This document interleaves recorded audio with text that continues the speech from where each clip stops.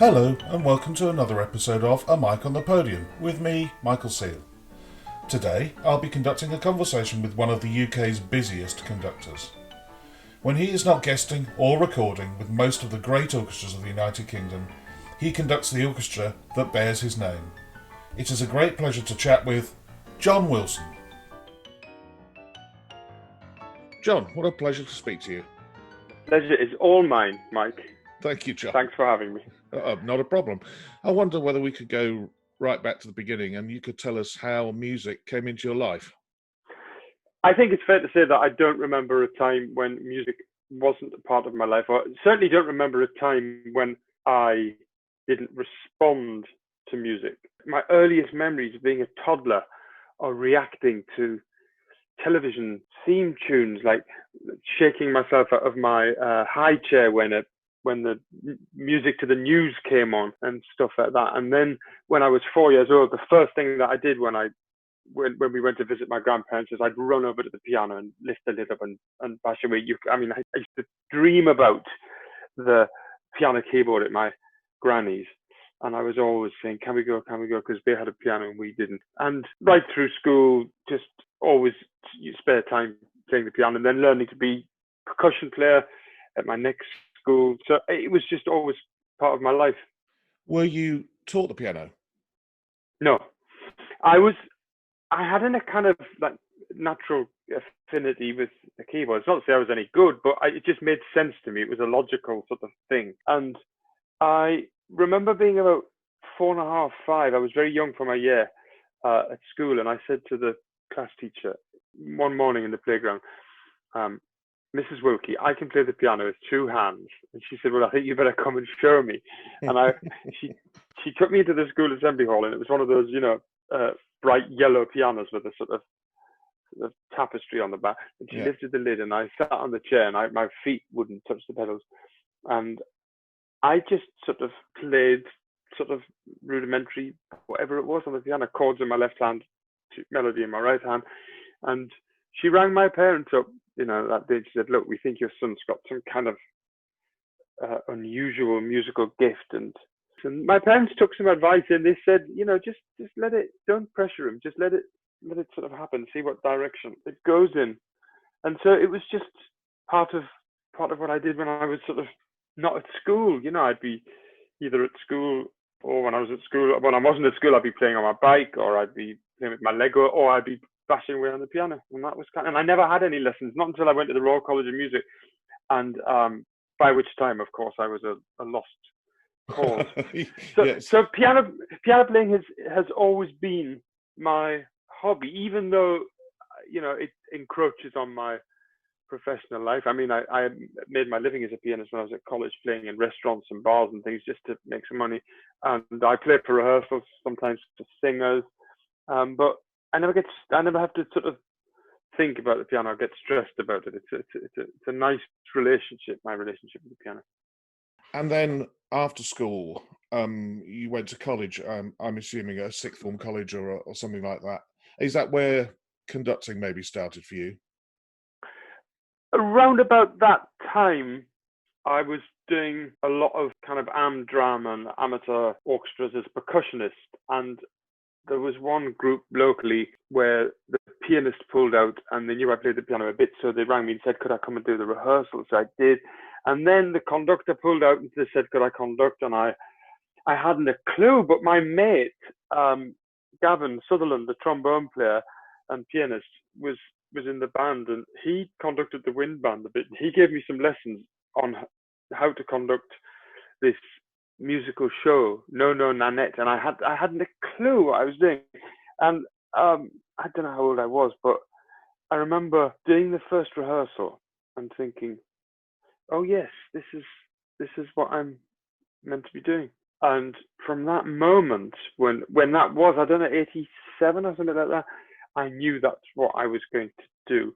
And then I did my A-levels in a sixth form college, which happened to have a music department. So I ended up getting lots of players together and doing concerts with them. We did some quite, big stuff, symphonies and what have you. And I still hadn't a clue what I was doing. It was only after I went to college and I had some, proper tuition that I began to realize how presumptuous I'd been in actually daring to stand in front of all these players and wave my arms about. But that's something else.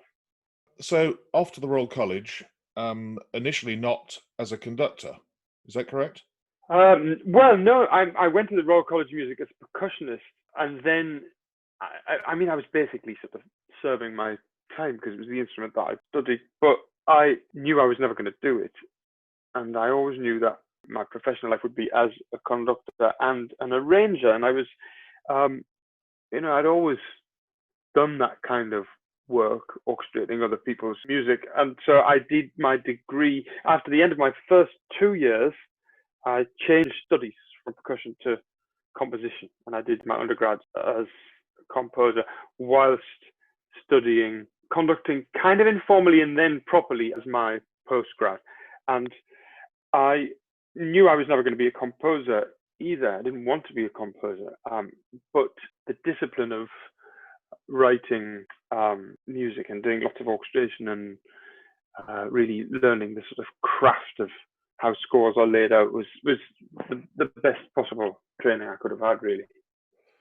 And who was your teacher at the Royal College of Music in conducting?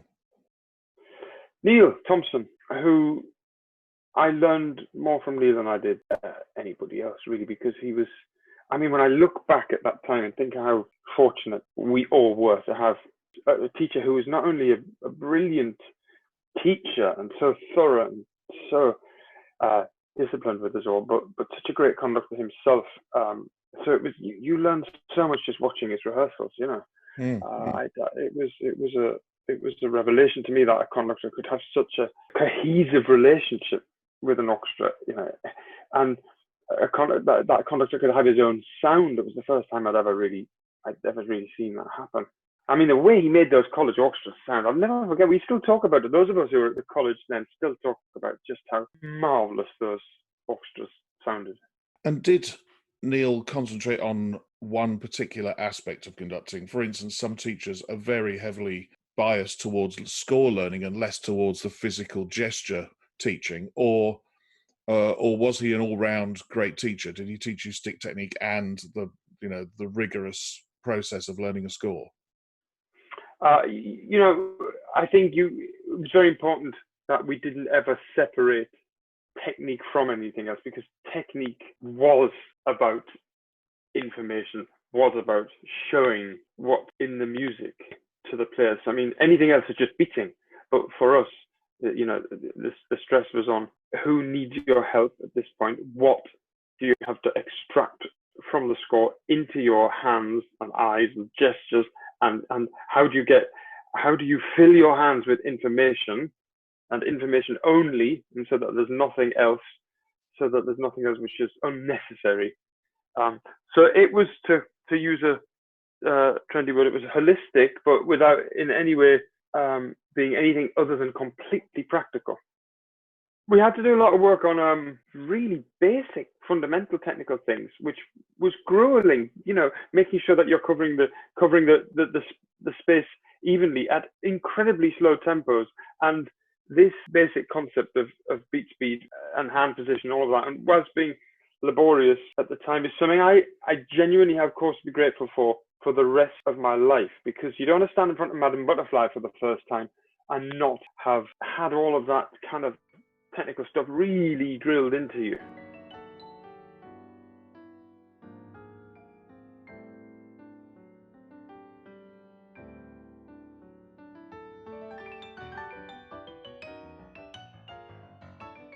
So, towards the end of your time at the Royal College of Music, I know that you were playing the piano, as you said earlier, in hotels and bars and restaurants. But around this time, you also formed your own orchestra, the John Wilson Orchestra. How did that come about? That came around as a kind of extension of playing in hotels and bars and restaurants, because a couple of the hotels we played in, they would like a piano and a violinist, which was me and Andrew Havron, and then they wanted a little jazz trio or a quintet, and it kind of kept expanding until the Royal Garden Hotel gave us enough money and the opportunity to put together a small orchestra of about 20 players. And that was the first time the John Wilson Orchestra had got a regular gig, even though we'd done stuff done the odd one-off concert.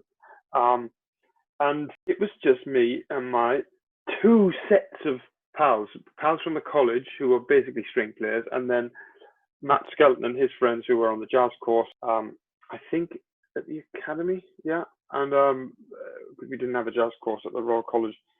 And we all wanted to play this music that we all knew and loved, you know, arrangements by Nelson Riddle and Billy May and Robert Farnon and all those kind of studio arrangers who wrote good stuff. And of course, nobody was playing it, but there was something on those old sort of Nelson Riddle, Frank Sinatra records that we all admired from different angles. The jazz players loved the time playing of the drummer, and Andrew Havron loved Felix Slatkin's, idolized his playing, and so we wanted our own little kind of go at that kind of thing. So it started as a hobby, and then it caught on in a very small way, and we used to do gigs in the Peach on the Park and so Jazz Festival as it then was, and then we just kept going until we eventually got the gig that made everybody in the UK listening to music aware of us, which was the Proms. But that was 15 years after we'd started, you know. Well, I mean, as somebody who played in your orchestra 2 or 3 times, firstly, may I say that everybody in that orchestra was there because they loved the music that they were playing. Absolutely everybody. Often they were handpicked by you. You would come up to me, I think, and said, you know, would you be interested in playing my orchestra? And of course, once you do start playing with everybody in the room is all sitting on the same page. There's nobody there who doesn't want to play it. There's nobody there who thinks it's beneath them. What you get is that corporate sort of enthusiasm for it. And I have to say, it was the best string section that I ever played in, ever. That's the vibe, really, in as much as it's full of players who really respect that music. And you can't really place enough emphasis on how important the playing is in that repertoire. It's not like an Elgar symphony or a Beethoven symphony where Elgar and Beethoven will always be greater than any performance you can give of it. With light music, everything has to be dispatched really expertly so that the effort isn't sort of apparent. It's just got to be done with such sort of style and panache. It's very difficult, as you know, as a fiddle player. Are you an ex-fiddle player? Do you still play the violin? I don't know. I am definitely an ex-fiddle player. I retired 6 years ago, and to say I've barely played it since would be completely true. There's one sitting on my desk right next to me now. I might pick it up to try a bowing or something. But the one thing I do miss is playing stuff like we did, in the concerts I played with you, which is just so exciting to play. It's so well written for the instruments. That's the thing. And of course, a lot of the great light music orchestras and the movie orchestras had the best players money could buy. So the composers and the arrangers, of course, wrote to their strengths, and in some instances, pushed the players to the edges of their capabilities. I remember doing that Tom and Jerry suite that I did in the Proms. I remember for quite a while we weren't sure if it was going to happen, because it was technically so wall of death that we didn't know if we were going to make it.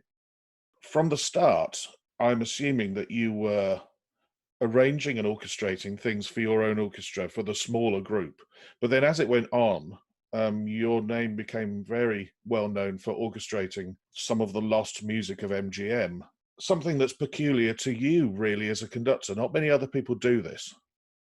I never wanted to sit at my desk and slave away over 300 and what have you scores of MGM film musicals, but I programmed them in the concert in 2002 before I realized that the music didn't exist. It was at the Queen Elizabeth Hall, and it was a concert devoted to all the great American arrangers. And Conrad Salinger, who was the chief orchestrator at MGM, had to be featured. And it was only when I did my researches that I realized it destroyed the music library. A story I've told so many times, nobody needs to hear it again. But there was nothing for me to do other than to sit down and sort of produce the notes for the pieces that I wanted to do. What became apparent quite quickly was that in the genre of musicals for films, that these MGM musicals were right at the top of the tree. And why they're important is that films like Singing in the Rain or The Wizard of Oz, you've got the original versions of those songs happening in the original orchestrations. They are the kind of purest forms of those songs. And songs have always fascinated me from the word go. They've been right at the center of my kind of musical life. And I think the songs of Gershwin and Cole Porter and Harold Arlen and Richard Rodgers and Jerome Kern and Irving Berlin, they're as important to the 20th century as Schubert's songs were to his. And so I felt I had a kind of an obligation to restore these destroyed scores so that they could eventually be played in concert and people could see just what sort of classy stuff this was. And of course, it went from songs to then being songs and dance routines and then big ballets and all the underscoring and all that. So I did get stuck in over a 20-year period, getting as much of this music ready for performance as I could, because obviously I needed it for the orchestra to play. We were playing concerts at the proms and doing tours and things like that. And if I talk in the past tense, it's because I've now done all of that work. I've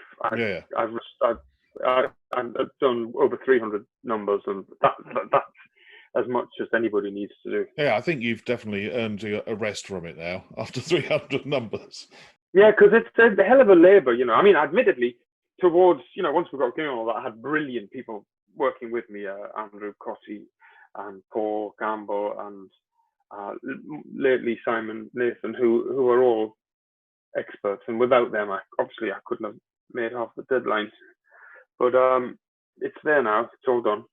I mean, I know from one experience with one concert how laborious it is. In Birmingham with the CBSO, we wanted to do a concert of the songs of Mohammed Rafi, who was a Bollywood playback singer. But like the MGM problem that you had, there was no music. There were no dots. So the librarian of the CBSO sat down and listened to them all and transcribed them by ear.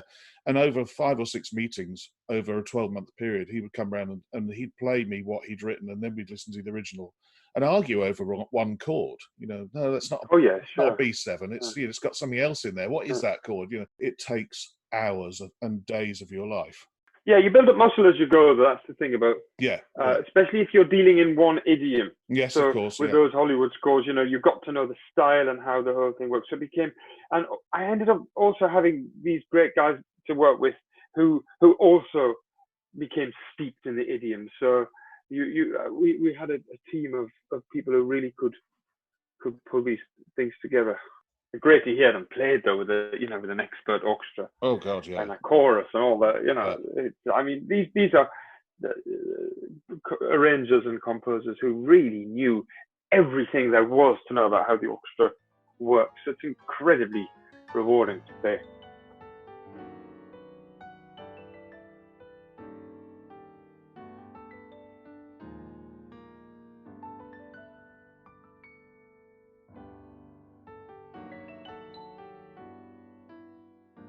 As the John Wilson Orchestra is growing in reputation, you're now starting to guest conduct with orchestras, but not doing the lighter music or the MGM or the musical stuff. About what time did that start, and who would have been your first guest orchestras that you worked with? Well, you know, it was actually before John Wilson Orchestra, really, that I started conducting, because it's worth making the point that I didn't go to the Royal College of Music to study light music. That was always a kind of, if not my hobby, it was certainly my dessert, never the main course. Yeah. And my first professional engagements I got in my, I would say, early 20s. I remember being asked to conduct the City of London Sinfonia in Tilbury Fort because somebody went sick, doing sort of last night of the proms type things. I think that was very early. A concert at St John Smith Square, doing some Sullivan and Elgar, and of course the sort of, I suppose, the most important break I had was when Eric Coates' son, Austin Coates, invited me to make the first CD recordings for ASV, it was the label, with the BBC Concert Orchestra in sort of in the mid 90s. I'd be like 23, I think, because I'd already got an association with English music, and then that led me to gigs with the Liverpool Phil and the Halle. I did a lot of concerts for the Halle and Liverpool between the 2000 and 2010, doing particular. I mean, I did a lot in Liverpool, but I remember in the Halle I did it sort of. I was there 12 times a year at some point, doing every possible kind of repertoire. And in Birmingham, I was there when you remember the orchestra, and then obviously started working further afield abroad, and it never really. It was always ran alongside what I was doing with the John Wilson Orchestra. And when the John Wilson Orchestra got better known through playing at the proms, of course, I had to sort of organise my diary sort of very carefully so that I wouldn't be conducting the CBSO one week and then being in Symphony Hall with my orchestra the next. So it all took a bit of careful planning. You have been principal conductor of the RTE Concert Orchestra and the Royal Northern Sinfonia, and you are associate guest conductor with the BBC Scottish Symphony Orchestra. Did you enjoy being principal conductor of an orchestra? How did you find it? What were the challenges? I enjoyed very much the job I had in all my positions I've enjoyed. Otherwise, I wouldn't have taken them. But in Dublin, I was there for quite a long time. In as much as that, I was principal guest conductor before I was principal conductor, and I'd been doing a lot of work as a guest there. And there were quite a few challenges when I first started, in that I really wanted to sort of broaden the orchestra's repertoire in both directions and really sort of get stuck in and rehearse thoroughly. And I had some of the most satisfying concerts of my life when I was in Dublin, because the orchestra was completely up for it, completely open-minded, and some fabulous players in the orchestra. That wonderful leader, Mia Cooper, who just a dream, leader. I loved there, and some very talented wind and brass players. And I think by the time I'd been there a few years, I felt confident to take on almost anything with the RTE Concert Orchestra, and we really did. We did everything from Beethoven symphonies through to Hello Dolly. We did the lot, and operas and symphonies and concertos, everything. It's so much great repertoire, and of course I love the city. So I do miss Dublin very much. It was been second home to me, and of course my job in Gateshead with Royal, as it is now, Royal Northern Sinfonia, it wasn't then, was great because it meant I got to work in my hometown, with my folks and my family and all of that, and in that marvelous hall, which is one of the great halls of the world. It is. It's wonderful. The stage, it really is. And different challenges there because it was chamber orchestra, so I had to find a way around the repertoire, and but they were up for expanding the orchestra on occasion. So again, we did lots of different stuff there. And my time in Scotland with the BBC Scottish was I mean, I still go there. I'm still making records with them. I haven't my contract finished with the job, but we did and do some fabulous repertoire. It was the first time I did the Cornwall Symphony was there, and all those Respighi tone poems, which I've now recorded. So I felt I was getting a load of great stuff under my belt, and it's such a good orchestra. It really is. They play marvelously well. So yeah, I've enjoyed the positions that I've had very much. Before we leave RTE Concert Orchestra, I just want to expand on that concert orchestra genre. I recently worked for the first time in Cologne with the WDR Funkhaus Orchestra, which is basically their concert orchestra. And they were saying that RTE, the RTE Concert Orchestra, and the BBC Concert Orchestra, they think they're probably the only three orchestras that, as you said, are willing to play absolutely anything. The first time I worked there, I recorded the Nino Rota Harp Concerto the same day that we recorded Let It Go from Frozen. And nobody found this weird at all. And so, yeah, RTE, I've worked over there, and they're great, aren't they? Just embracing everything. Yeah, and I think, with certainly my experience was that, you could play a Mozart piano concerto one day and then something live to film the next, and it would sound like a different orchestra because there would be an array of different styles and playing techniques at your disposal. And I mean, that didn't happen overnight. It was something we really had to work at. But I felt very proud of the flexibility of the orchestra, and I was most proud when guest conductors would ring me up or text me and say how marvelous they thought the band was, and how closely they followed. And that was one thing I was really hot on. Everything was, you could be as spontaneous as you like because everything was in the palm of your hand and they came with you around every corner.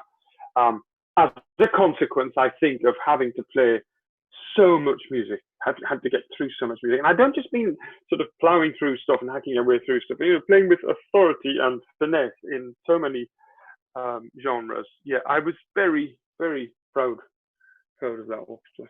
As you said, the first ever time you conducted the Korngold Symphony in F sharp was with the BBC Scottish Symphony Orchestra, but you've since recorded it with the Symphony of London and have made quite a lot of recordings, both with your own orchestra and with the RLPO, along with others. Do you enjoy recording? Is it a process you enjoy? And how do you go about it to make it as fresh as possible? I love recording. I really do. I've made a lot of records, and I think it's great to get the chance to put down on disc a piece that you've done a few times and you feel strongly about. I suppose my approach to recording varies from piece to piece, in as much as if I'm doing a big romantic symphony and I've done it a lot and the players know it, then you can go for fairly long takes, especially if, as we do, with the BBC Philharmonic or the BBC Scottish, you do a concert, particularly in Manchester, we do a concert studio, we rehearse for the concert, then we record it in the days which follow the concert. So you've already got a kind of interpretation there, and it's under everybody's finger. So you can kind of go big long stretches, complete movements, and what have you. The Richard Rodney Bennett series that I'm working on at the moment, I think we've done 4 or 5 volumes, and for Chandos, the BBC Scottish, you're dealing with music which nobody knows, which in some cases is fiercely difficult, and you haven't had a chance to play at the concert. So then, of course, your approach changes, and as much as you find a section, you work on it, you record that section, and it's a bittier process, but at the end of the day, the listener shouldn't notice any difference. And that's when working with a producer that you really respect, like, Brian Pidgeon or Mike George or Andrew Keenan, one of these people, you absolutely trust them with your life. And engineers are the same, you've got some great engineers. So you build up these relationships with orchestras and producers that you can trust, and that's, of course, a big shortcut. I love making records. I played on your That's Entertainment record with the John Wilson Orchestra, and I remember those sessions being great fun, not just because the music was wonderful, but also your attitude through it all was so positive and so good-humoured and good-natured that it just meant the recording wasn't a chore. Often I've done other recordings when you're almost looking at the watch thinking, my God, I've got another hour of this to go yet. But I remember those distinctly, just those days flew past. Well, I'm glad you thought so. I mean, I do want to give everybody, a good time, and I think you want to make music for the joy of it, not the fear of it. But the other thing about a record is it's not just for Christmas, it's for life, and every note on a record, I want to get as close as I can to my idea of perfection. And of course, the perfect is so often the enemy of the good. So it's getting that balance between really, really pushing everybody to to their limits, but not killing them at the same time. But I think, Andrew Haveron summed it up the other day. We were making a record with Symphonia of London, and he said to me, these recording weeks are absolutely knackering. We come away from these weeks absolutely knackered. He said, but we wouldn't have it any other way. We'd feel shortchanged if we didn't. And I think it's the players take away something from that thing of really like reaching for the stars. With great music, it was Previn, I think, who said your final goals are always out of reach, and the work will always be greater than any performance you can give of it. So it's worth having a go to try, get it as good as you possibly can.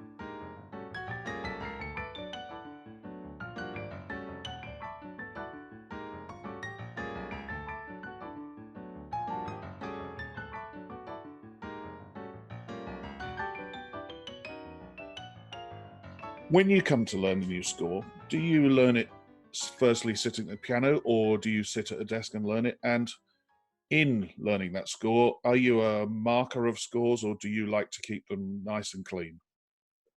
When I first started conducting, I used to try and learn every note of every part obsessively before I took the first rehearsal. And of course, as I got busier, that wasn't possible. I didn't have 6 months just to learn one piece.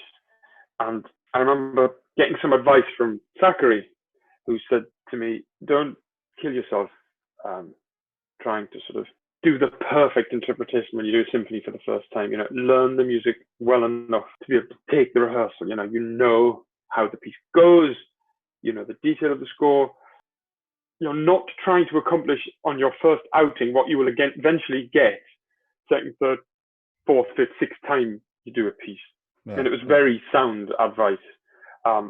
So my approach these days, when I'm getting through, a lot of repertoire, is learn how the piece goes.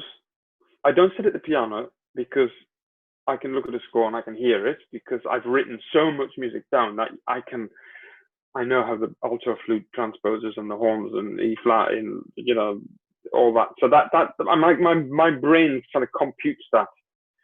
I use the score. It's there in front of me. I don't try and do things from memory. Not until I've done them a few times. And even then, I won't be doing them from memory, but I'll be turning 5 or 6 pages at once. Yes, yeah. Kind of thing. And then I'm an obsessive marker upper, because I think, many's the time in my life when the phone has rang and said, can you jump in for such and such? And then you get your score off the shelf with all your own markings, and it's a shortcut that you need to help you out. And the other reason I think marking up works for me is it helps me to assimilate the information. It's a starting point, sort of marking in phrase lengths and dynamics and sort of leading instruments and all that. It's a really good way of taking what is essentially a nebulous process and putting some kind of structure into it. And then what I often find is, if I've done a piece many times, I will buy a new score and start with a clean score and keep it clean, and just not let my old cluttered thoughts get in the way. Yeah, I've done that as well. And I know another conductor has said exactly the same, that their scores eventually became so encrusted with their own writings from early performances that they no longer agreed with, that a clean score was the only way forward.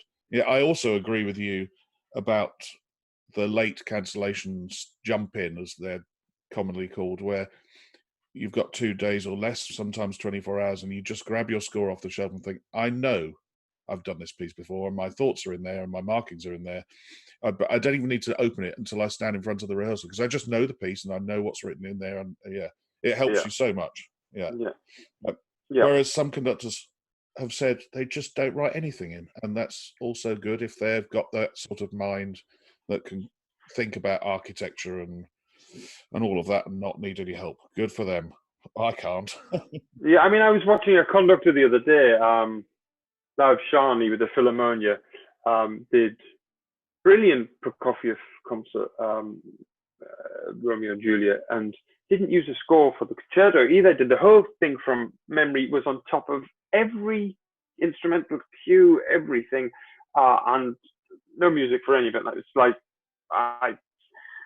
that's very impressive. I can't do that. Me neither. I think I can do By the Sleepy Lagoon without the music. Possibly the Dam Busters march. They're my pieces from memory.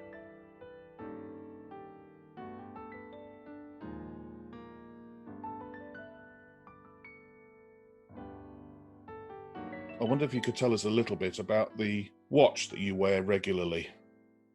I used to wear Eric Coates' watch because his son bequeathed it to me, but you know, it's 72 years old now, and it's precious, and you've seen it and you know about watches. It's very beautiful, and I've retired it to a safe, and I will occasionally wear it for fancy occasions, but as I rarely go anywhere fancy, it doesn't get many outings.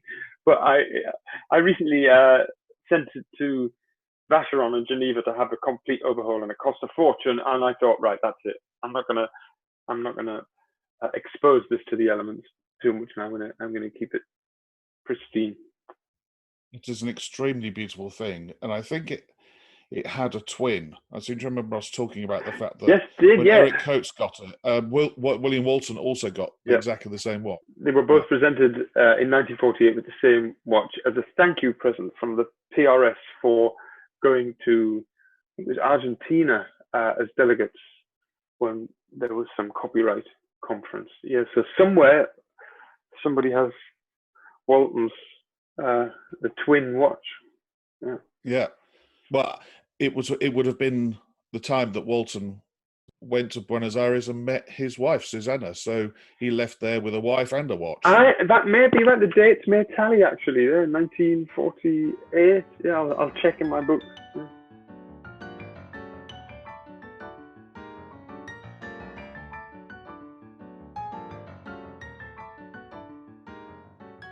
John, it's 10 questions time, and let's start with number 1.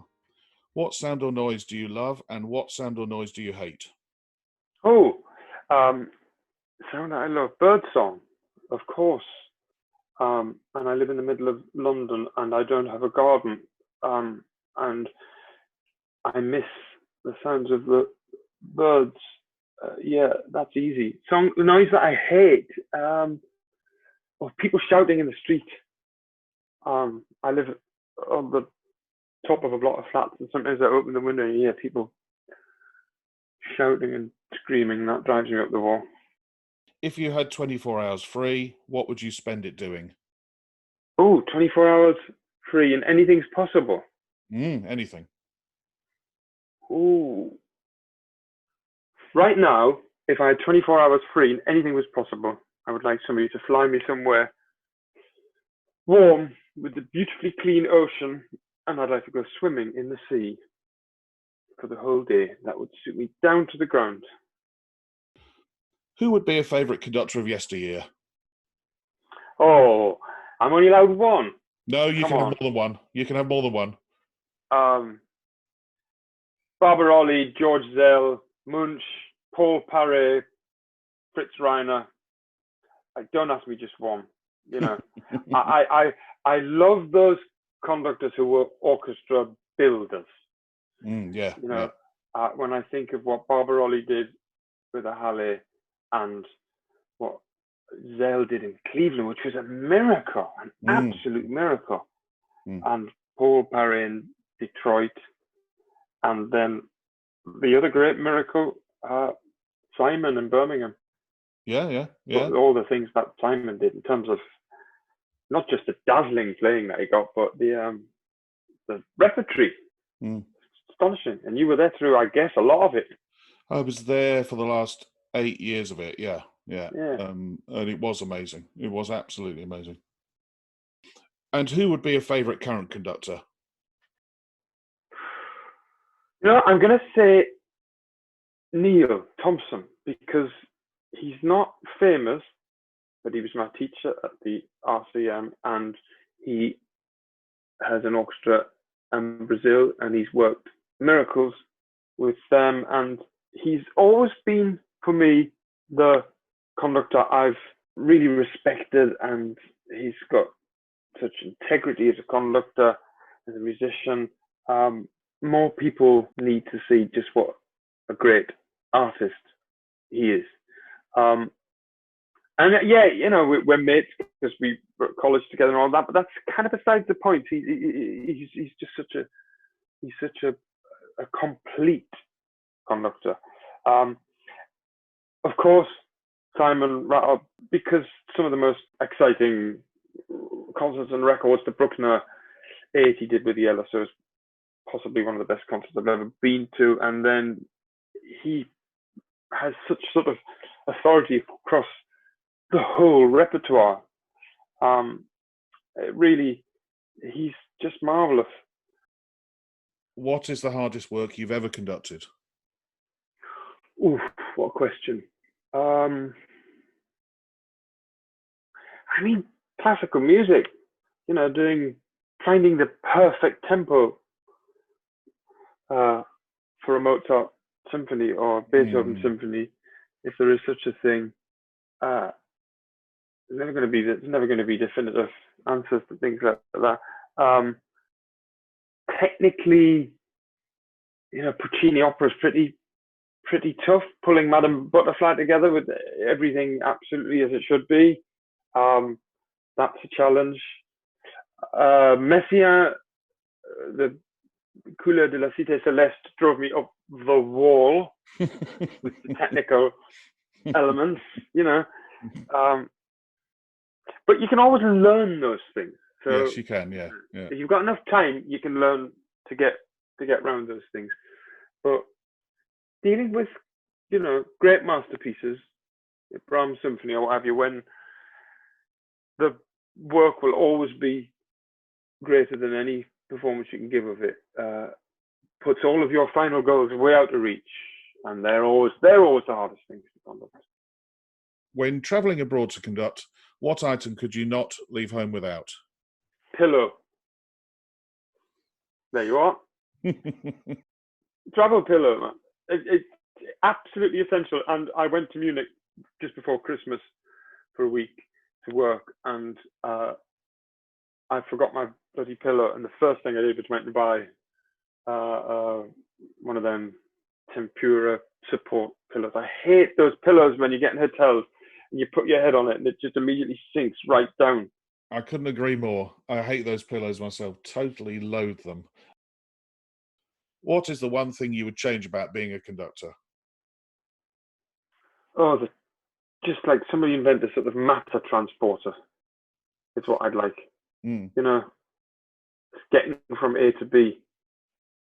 I'm really looking forward to technology sort of taking care of that at some point in the Star Trekian future, when you can just press a button and be in Buenos Aires or Sydney or wherever. Yeah, travel. I mean, of course, you know, it's wonderful to go to new places, but I find the older I get, it does wear you out a bit. It does. Great when you're there, though. Yeah, You get to see a lot of the world. Yes, that is true. I'm just trying to think if there's any other irksome bits of the job, but I'm in a very privileged position in that I get to do something that I love for my living. So really, honestly, I feel blessed that I'm able to do it at all. What profession other than your own would you like to attempt? Oh, well, you know, I love cooking, but it's my hobby. And I reckon if I'd become a professional chef, I would probably, all the joy might go out of it because I'd be doing it all day long. Just watching all these amazing doctors and nurses at work at the moment has been very inspiring. And I think there must be tremendous sense of sort of satisfaction of being able to give so much back. And so I did toy with being wanting to be a doctor when I was a teenager, even to the point I think I did A levels to set me up for medical school. So it was on my radar. So perhaps something in medicine. If the world were to end tonight, what would be your choice of a final meal and drink? Oh, so I think I would start with some fresh crab. Oh, lovely. Yeah, it'd be nice. I would have 4 rib of roast beef with all the trimmings, horseradish, Yorkshire puddings, roast potatoes. I don't care how hot it is outside at the moment. That's what I'm having. And I'd wash that down with a bottle of my favourite Brunello. And if I'm allowed a pudding, Of course. after that, I kind of make a mean tiramisu. Am I allowed to have my own tiramisu? Of course you are, yeah. There you are then. Yeah, that's my last dinner. Or if I'm allowed a fish course, I'm going to shove a Dover sole in before the beef. It's your last meal. You can have whatever you like. There's no repercussions.